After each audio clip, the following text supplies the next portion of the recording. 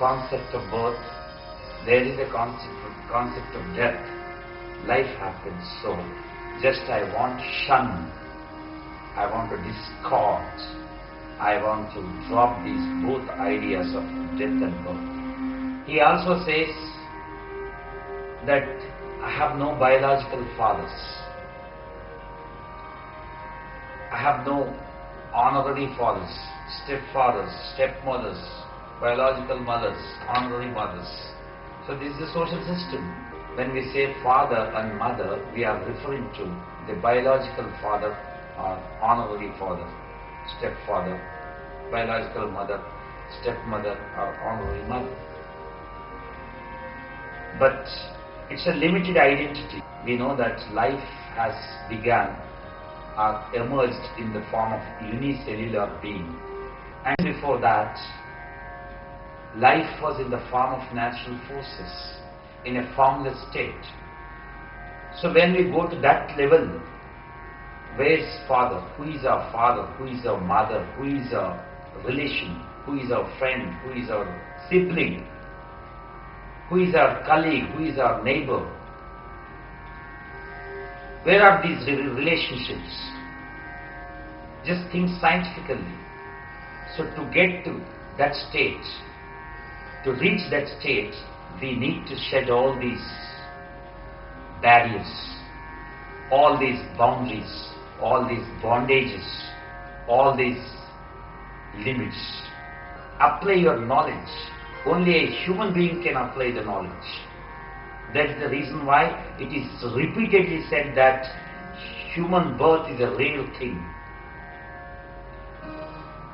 You are an exemplary being. You are gifted with many latent talents.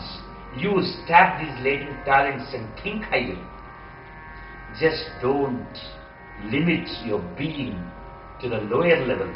No person in a particular form can be Guru.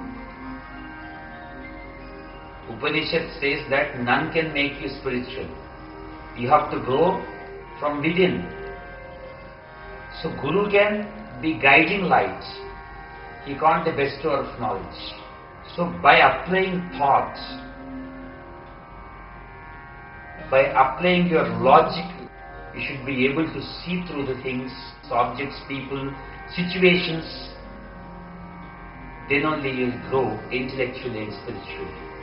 Life is a comedy for the person who thinks it. Life is a tragedy for the person who feels it. So feeling happens at emotional level. As long as you feel all these objects, people and situations, you remain at lower level. But start thinking about them. When you think, you'll be able to see through. You'll be able to foresee. When you see through and foresee, then you rise yourself. You can rise yourself from the common level. That is why our great Acharya says that I am not confined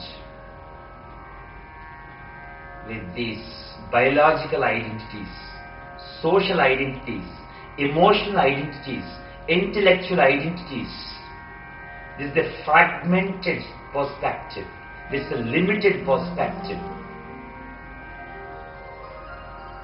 This hampers my growth, my intellectual growth and my spiritual growth. That's what he feels. So, all of us, following the footprints of our great Acharya, let us think the origin of our life. Is it our biological mother? Is our origin our biological father? No, he can't be. So Acharya says, never, get imprisoned, never get caught by all these mistaken identities, if at all you want to grow spiritually, intellectually. Just think, when you think of a birth, think of your origin, your ultimate origin. When you think of a death, Just think of that way, from where you have come. What is your origin? As long as you identify with the birth in some form, the fear of death continues to be there. When the feeling of birth disappears, automatically, naturally, the fear of death vanishes. So, this is how we have to, shed all these narrow ideas which bind us. Otherwise, we can never go spiritually.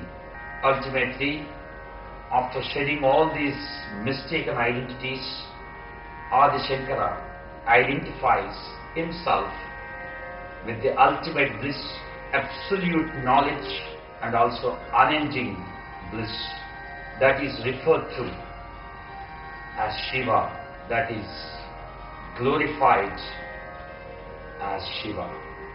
Shivoham.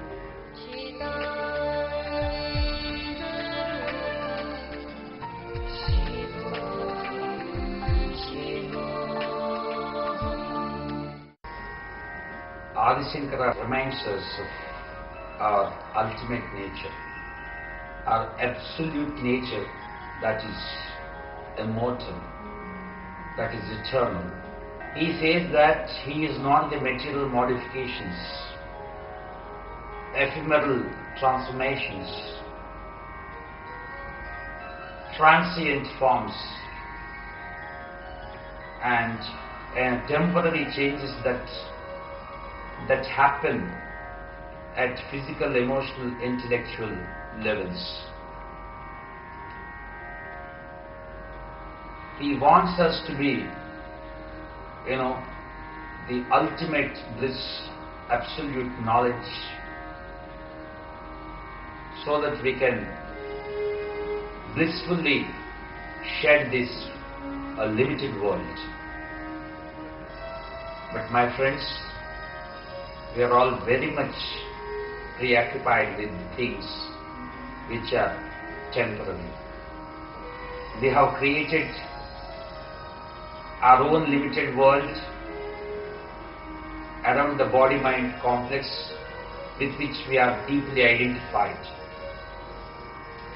And we want to stuff this limited world with all the abundance, exploiting the rest of larger world in which our little world exists. But this doesn't happen. You can apply your logic and think. We have our own little world.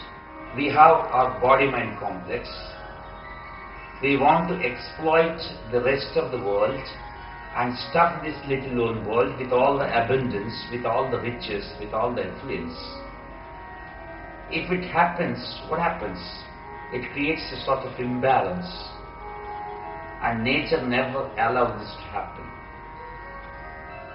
Nature would never allow this to happen, because nature has larger scheme of things in which you are a tiny part.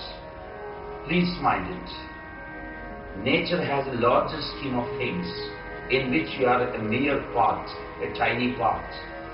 And you have your limitations at the level of body, mind and intellect, and also discretion. Knowing these limits, if you operate your logic, you'll be the blissful person. The great scientist Einstein says that when I look at the world, when I look at the universe, I'll wonder at the amazing beauty, incredible variety, awesome, versatility it exhibits. And with this intense feeling, something happens deep within me.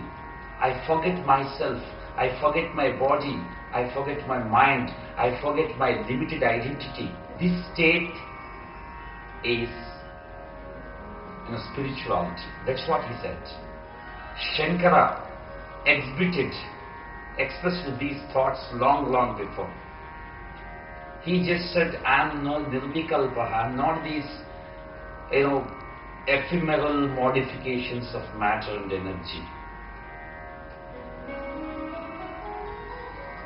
The body is matter, and our emotional plane, intellectual plane, the pranic plane is energy. So I am not the ephemeral modifications and transient transformations. I am not the change. I am something which remains unchanged behind the change.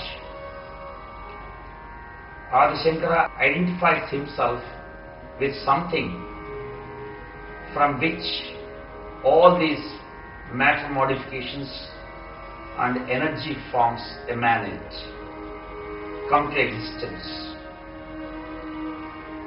There's a lot of activities happening in the space.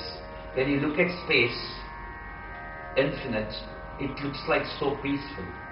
But you just ask any astronomer, he gives you the account of hectic activity that's happening in the infinite. So they find some celestial objects, colliding, they are breaking into pieces. Some stories coming into existence, some other stories going back, disappearing. Something is happening. A lot of activities happening. All of us know how it happens, but we never know why it happens. All the science and technology know what happens, how it happens, but it can never know why it happens. In other words, we are exploring, we are studying all the mechanics of the nature's process, but we can never study the logic behind it, since it is unseen.